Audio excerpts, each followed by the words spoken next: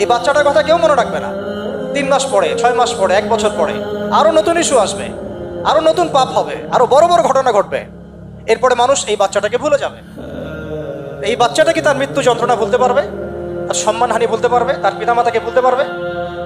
এখন প্রশ্ন হচ্ছে, তার পিতাকেও যদি আমরা জিজ্ঞাসা করি, ইসলামে রেপের শাস্তি হচ্ছে মৃত্যুদণ্ড, আর ব্যভিচারের শাস্তি হচ্ছে অর্ধেক কোমর পর্যন্ত পুঁতে পাথর নিক্ষেপ করে হত্যা করা, এবং বিবাহিত ব্যক্তি হলে এই শাস্তি, অবিবাহিত হলে 100 বেত্রাঘাত, 1 বছরের নির্বাসন এবং সমাজ থেকে বয়কট করা, আর ধর্ষণ হলে সরাসরি মৃত্যুদণ্ড।